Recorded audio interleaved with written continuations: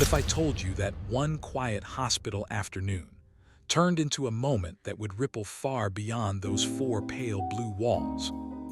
Before we dive in, take 2 seconds and hit subscribe if you believe stories like this matter. Stories about courage, about kindness, about the unexpected ways hope shows up. And while you're here, comment a yellow heart if you've ever had a song carry you through something hard. I read every single one. Now, close your eyes and picture this. A children's hospital room, soft beeping machines, the faint scent of antiseptic in the air, a window letting in a stripe of sunlight that feels almost too bright for the heaviness inside. On the bed sits 13-year-old Emma, thin from months of chemotherapy, a knitted beanie covering hair that hasn't grown back yet, a hospital bracelet sliding loosely on her wrist. But in her hands, a worn-out notebook filled with Taylor Swift lyrics. Some printed, some handwritten, some rewritten. Because Emma didn't just listen to Taylor Swift's music. She lived in it. For over a year, Emma had been fighting cancer, not the dramatic movie version fight, the real one, the kind that's slow, exhausting, lonely, the kind that steals sleep and appetite and sometimes hope. Her mom once said that during the worst chemo sessions, Emma would whisper sing "Shake It Off" through nausea and tears. I'll shake it off, I'll shake it off. It wasn't about pop stardom. It was about survival. The nurses noticed. They noticed how Emma's eyes lit up whenever someone mentioned the Eras tour. How she'd say, "If I could meet Taylor Swift just once, I'd tell her thank you for helping me fight dragons." Dragons. That's what Emma called her cancer.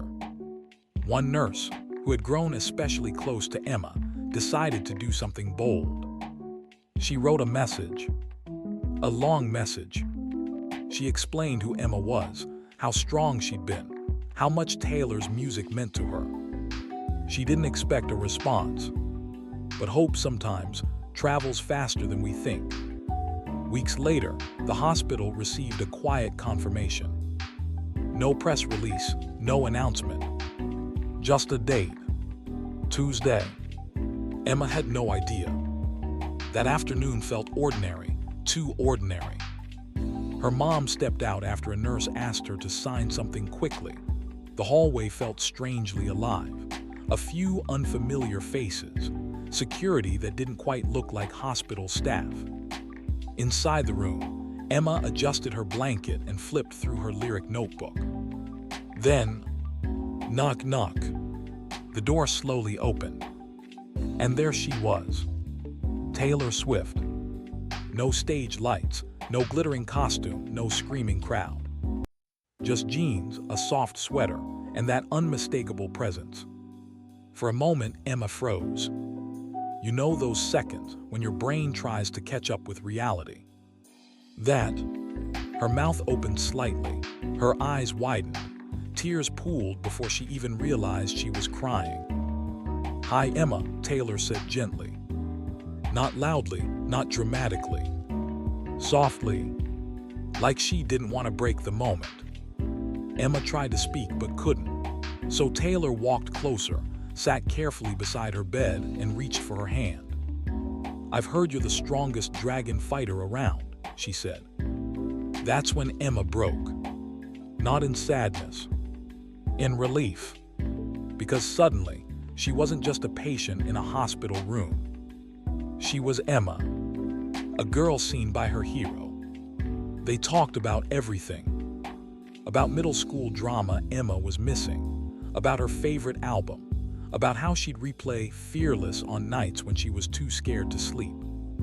Taylor asked her which lyric meant the most right now.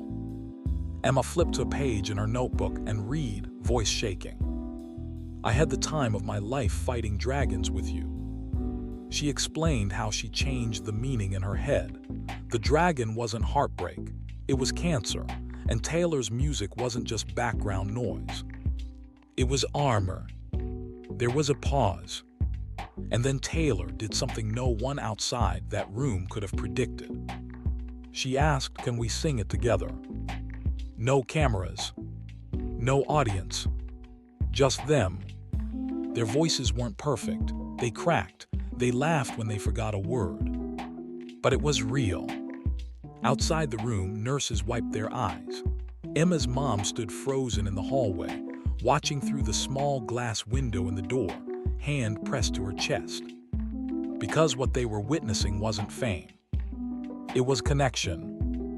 But what happened next made this visit unforgettable. Taylor stayed. Not for 5 minutes. Not for a quick photo opportunity. For over an hour.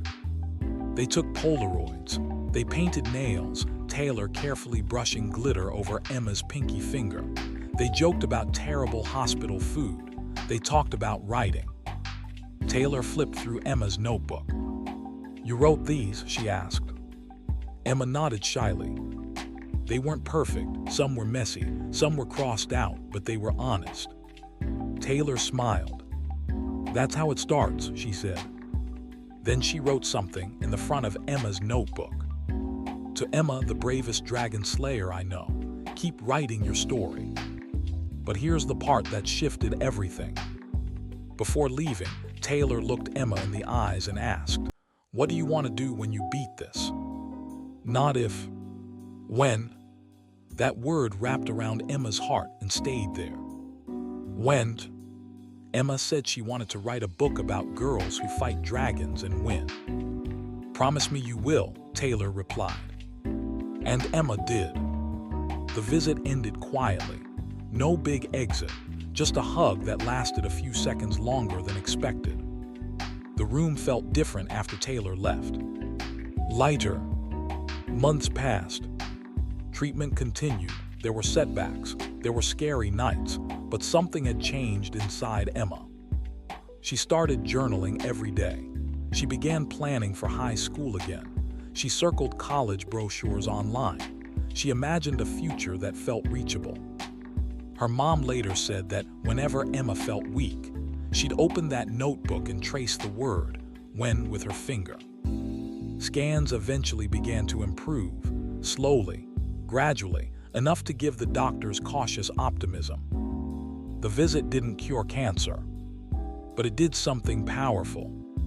It reminded a 13-year-old girl that she was more than her diagnosis, that she was worthy of time, worthy of attention, worthy of being seen. And maybe that's the real impact of moments like these.